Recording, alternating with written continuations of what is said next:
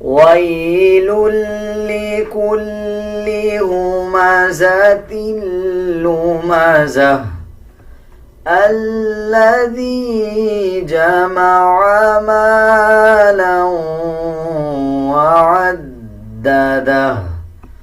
بسم اللہ الرحمن الرحیم۔ السلام علیکم ورحمۃ اللہ وبرکاتہ۔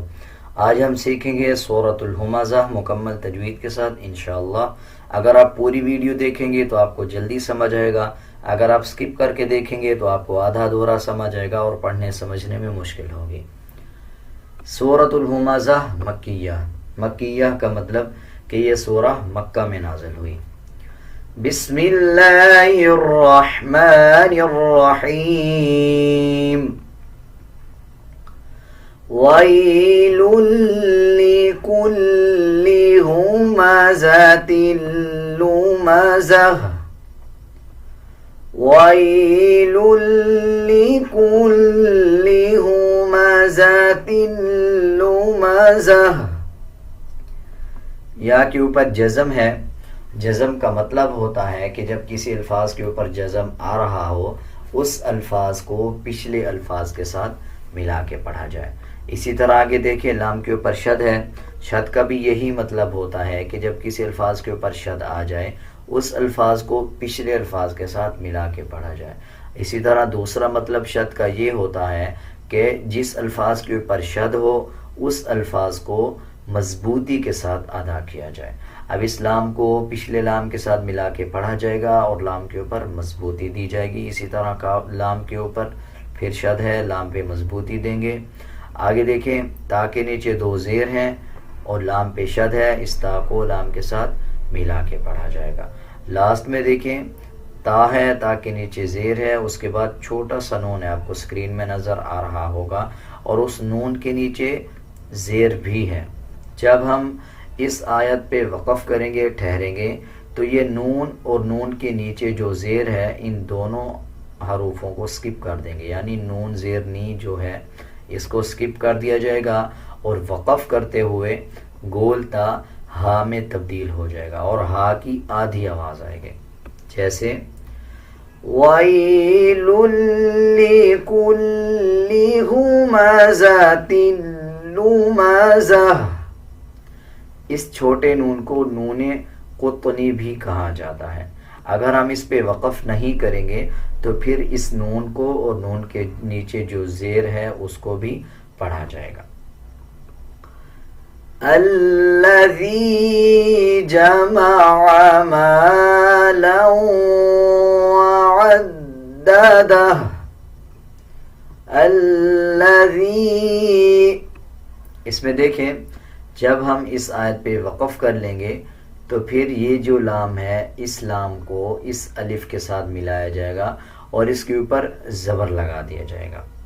اگر ہم اس آیت پہ وقف نہ کریں تو پھر یہ چھوٹا نون ساتھ ملا کے پڑھا جائے گا اور اس نون کو اگلے لام کے ساتھ ملا کے پڑھا جائے گا، جیسے وَيْلٌ لِكُلِّ هُمَزَةٍ لُمَزَةٍ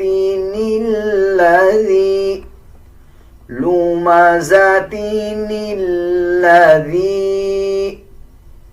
اور جب ہم اس پہ وقف کر لیں گے تو ہُمَزَةٍ لُمَزَةٍ الَّذِي جَمَعَ مَالًا وَعَدَّدَهُ۔ الَّذِي، ذال کو نرم پڑھا جائے گا، اکثر لوگ اس کو الَّذِي پڑھ دیتے ہیں۔ زا کا الگ مخرج ہے اور ذال کا الگ مخرج ہے، ذال کو نرم پڑھا جائے گا۔ اسی طرح آگے دیکھیں یا کے اوپر جزم ہے۔ جب یا کے اوپر جزم آ رہا ہو اور اس سے پہلے والے الفاظ کے نیچے زیر آ رہا ہو تو یہ حروف مدہ بن جاتا ہے، اس کو 1 سیکنڈ لمبا کر کے پڑھا جاتا ہے۔ الذی جمع مالا، عین کا مخرج صحیح ادا کیا جائے گا۔ اکثر لوگ اس کو پڑھتے ہیں الذی جمع، آ پڑھنا غلط ہے بلکہ عین پڑھا جائے گا، الذی جمع۔ آگے دیکھیں مالا وعددہ، دو زبر دو زیر یا دو پیش کے بعد واو شد والا آ رہا ہو تو غنہ کیا جاتا ہے اور غننے کی آواز کو ناک سے نکالا جاتا ہے۔ غننے کی کئی اقسام ہیں، جیسے اخفا بھی کہا جاتا ہے، تو آپ سمپل اس کو یہ یاد رکھیں کہ غنہ کیا جاتا ہے اور غننے کی آواز کو ناک سے نکالا جاتا ہے۔ دو زبر، دو زیر اور دو پیش کو نون تنوین بھی کہا جاتا ہے۔ مالا وعددہ، ہاں کے اوپر الٹا پیش ہے۔ الٹا پیش کا مطلب ہوتا ہے کہ جس الفاظ کے اوپر الٹا پیش آ رہا ہو اس الفاظ کو 1 سیکنڈ لمبا کر کے پڑھا جائے، اور جب وقف کریں گے تو الٹا پیش سائلنٹ کر دیں گے اور ہا کی آدھی آواز نکالی جائے گی، جیسے الذی جمع مالا وعددہ يحسب أن ماله أخلده، يحسب ح باریک پڑھا جائے گا، ان نون کے اوپر جب شد آ رہا ہو تب غنہ کیا جاتا ہے اور غننے کی آواز کو ناک سے نکالا جائے گا۔ مالہ، ہا کے اوپر الٹا پیش ہے اور چھوٹا مد ہے۔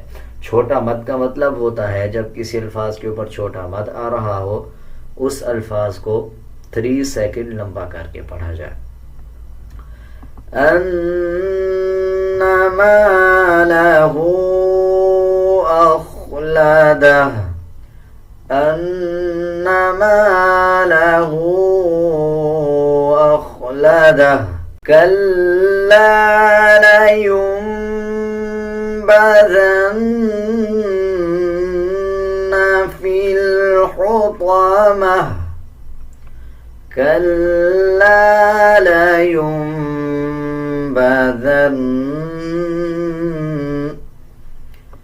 لام کے اوپر شد ہے، لام کو مضبوطی کے ساتھ ادا کیا جائے گا۔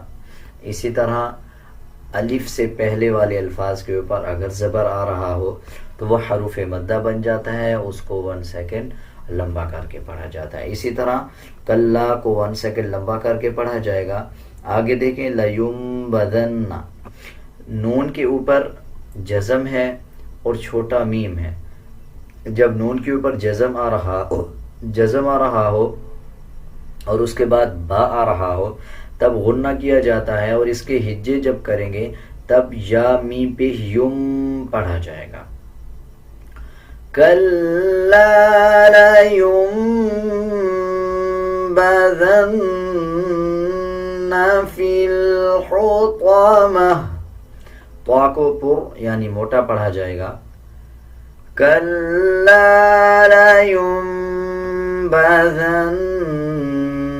فی الحطمہ، وما ادراک ما الحطمہ، میم کے اوپر زبر ہے، زبر کے بعد الف ہے اور الف کے اوپر چھوٹا مد ہے۔ چھوٹا مد 3 سیکنڈ لمبا کر کے پڑھا جائے گا۔ دال کے اوپر جب جزم آ رہا ہو تو قلقلہ کیا جاتا ہے۔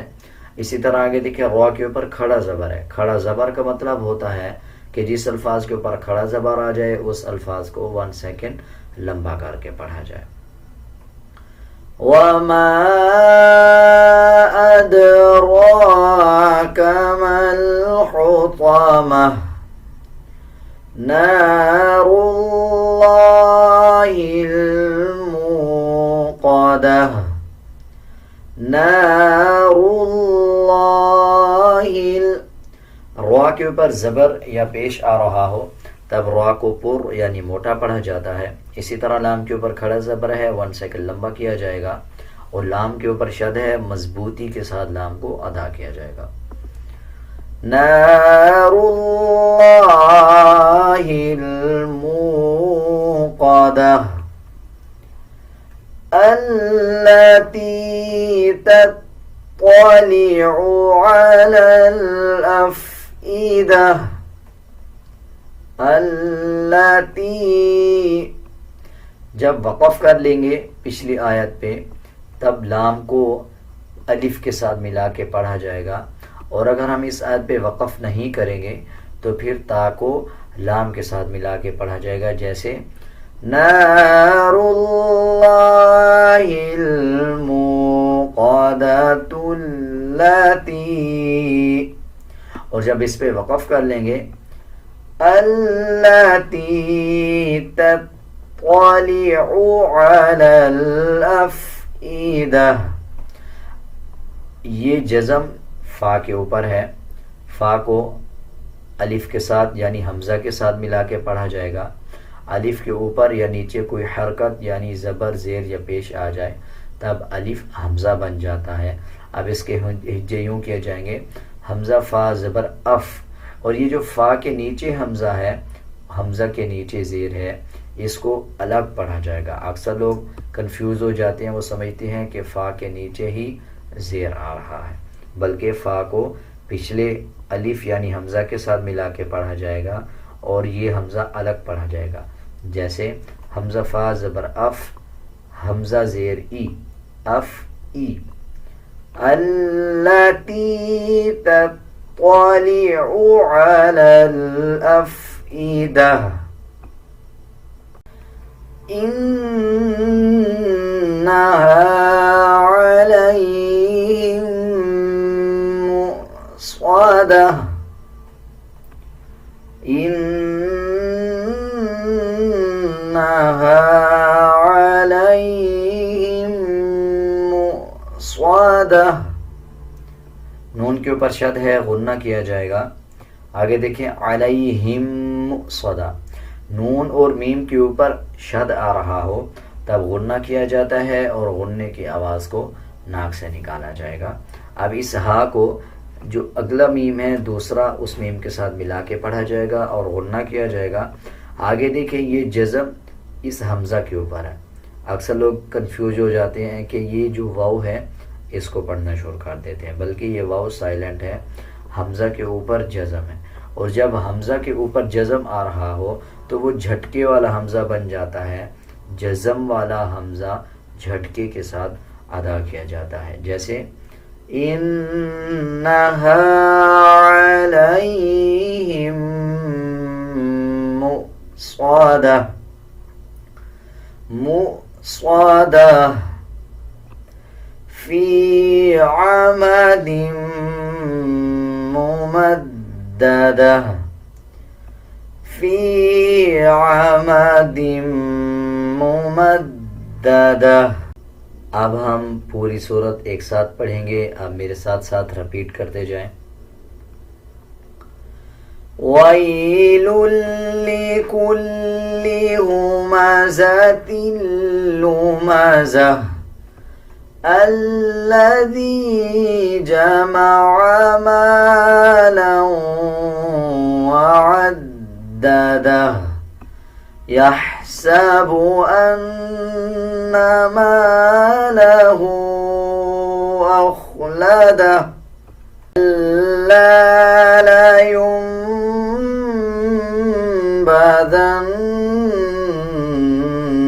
فِي الْحُطَمَةِ وَمَا أَدْرَاكَ مَا الْحُطَمَةُ نَارُ اللَّهِ الْمُوقَدَةُ الَّتِي تَطَّلِعُ عَلَى الْأَفْئِدَةِ إِنَّهَا عَلَيْهِمْ مُؤْصَدَةٌ فِي عَمَدٍ ممددہ۔ امید ہے آپ کو یہ صورت اچھی طرح سمجھ آ گئی ہوگی۔ اگر آپ کو کچھ سمجھ نہیں آیا یا آپ کچھ پوچھنا چاہتے ہیں تو آپ کومنٹ سیکشن میں پوچھ سکتے ہیں۔ آج کے لیے اتنا ہی، ملتے ہیں ایک نئے سبق کے ساتھ۔ اللہ حافظ۔